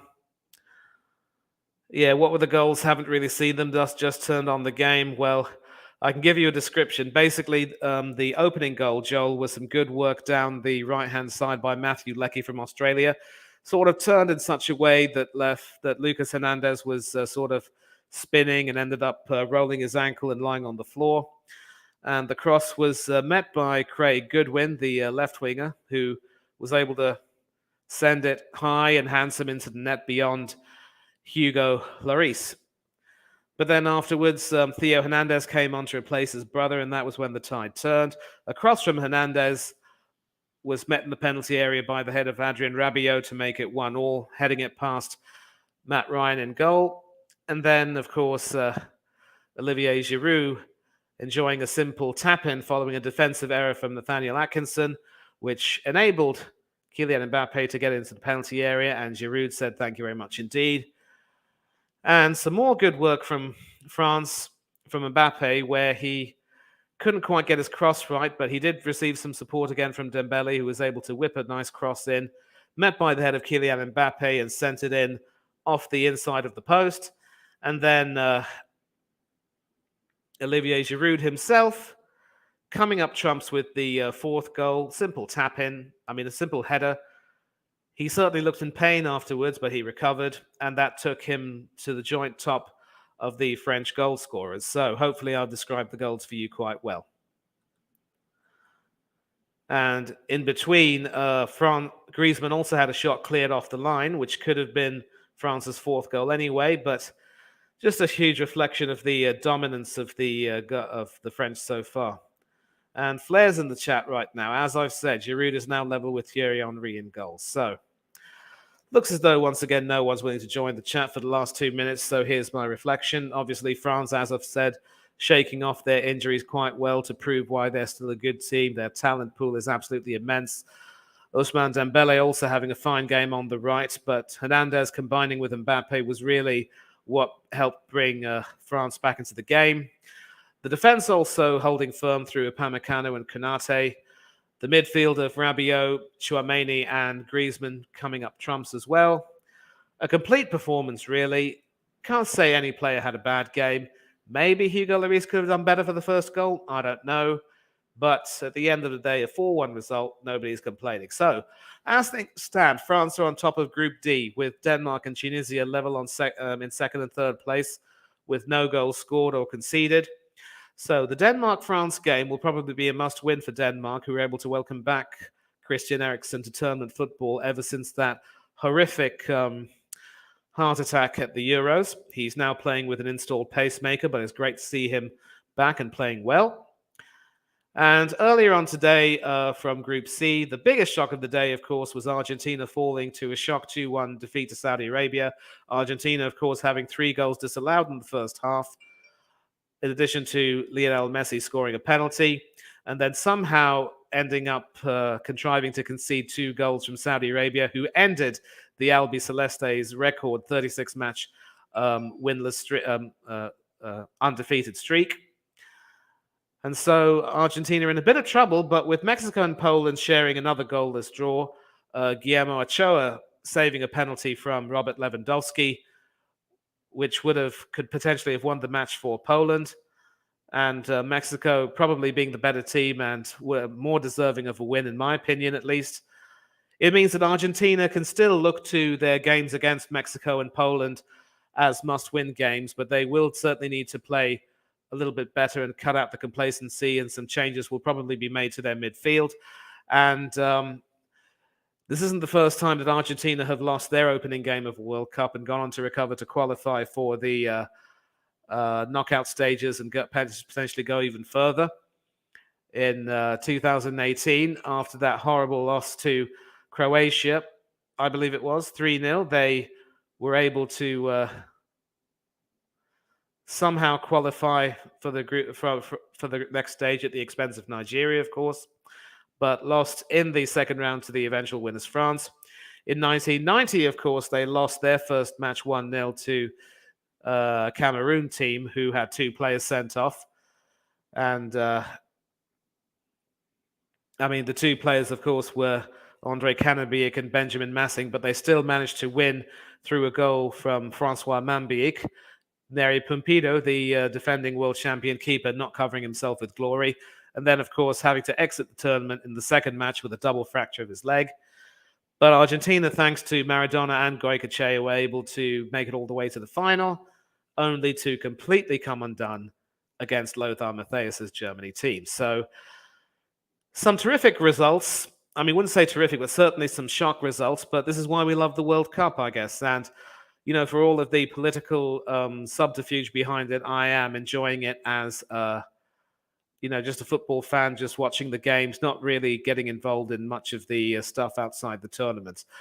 Bit of a disappointment for Arsenal fans not to see William Saliba play. And, of course, Matteo Guendouzi was on the bench. But this former Arsenal man certainly had the game of his life, tying with another legendary former Arsenal striker, of course, for being France's all-time top goal scorer. And so tomorrow we will be having action from Groups E and F. Groups E and F. And what can we possibly expect from Groups E and F? Well, let me tell you straight away that that will, of course, be the group involving Spain and Costa Rica, Germany and Japan. Germany and Japan will be kicking off at the Khalifa International Stadium in Al Rayyan. That's the first game, which will be early in the morning, GMT, 4 o'clock in the afternoon local time. Followed, of course, actually the first match, of course, will see Japan and Costa. Yeah, of course, 23rd November. That's the first match, of course. And the second match will be. That's not even the first game, mind you. The first game will be from Group F, where Morocco will take on Croatia from the Al Bayt Stadium in Al Khor. And the second game, of course, will be Germany against Japan at 4 o'clock local time.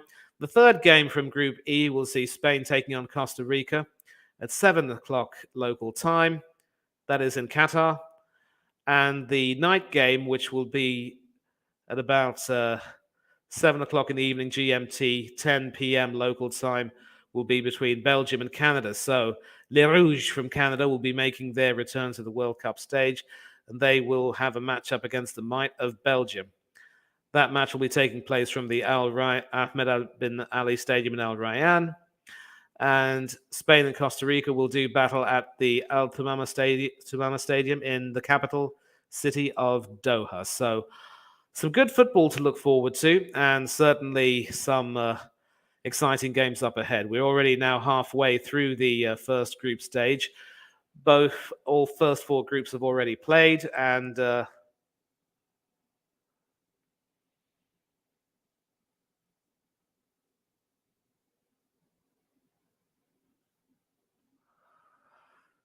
so far we haven't had that many women referees refereeing in Group A. Let's check out in Group B. I will be getting off in about a few minutes from now. Obviously, I've said what I wanted to say.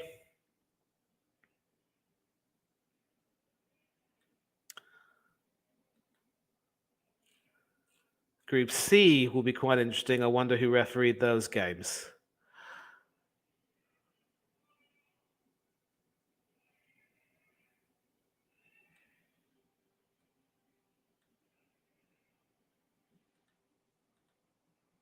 And to Group D we go. Denmark and Tunisia played earlier. That was refereed by another man. So no women referees as of yet. I'm just going to check and see if there are any women referees that have been named in this tournament. It is good to see women, working as officials, as linesmen on the field. And we're going to see if they can obviously find...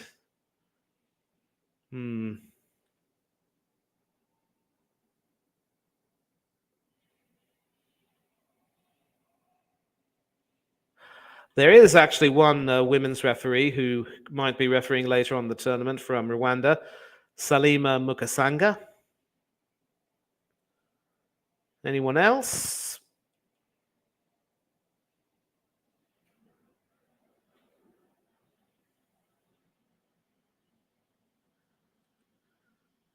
Yeah, so she will be...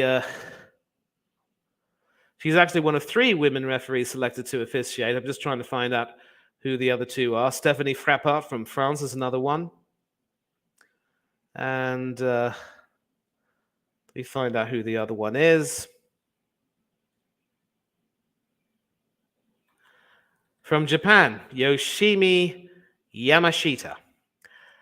So for all the talk about how women's rights are not being respected in Qatar, I mean, that's another thing altogether. There are 3 women's referees and plenty of other officials, so don't know whether it's a token gesture, but we will see. But that aside, the action from the tournament has once again been electric and absolutely exciting, and I've been really blessed to have been able to bring it to you. And all I can say right now is, once again, thank you all for joining me. I will be looking forward to bringing you some more watch-alongs. Obviously, the Coach's Corner will be looking forward to doing some more watch-alongs. If not with me, then with somebody else. And it's just been an amazing day. So thank you once again for tuning in. I will look to see you all soon. A final reminder, do please subscribe to the Coach's Corner. Like this video. Click the notification bell for notifications. And we will, of course, definitely bring you more and more matches and more analysis on other channels like Oris Talks Football. You can also catch me doing some work for S Featley TV and UTC IAD, among other channels. And yeah, it's been exciting so far, and I'm really, really happy to have been able to bring this all to you. So for now, though, from the Coach's Corner and from me, Manny Thanks a lot for joining in. I'm a little bit tired, as you can see. Been awake for quite some time, but I'll be going to sleep very soon. Enjoy yourselves, stay safe, stay happy, don't do anything I wouldn't do, and for now, I'm out.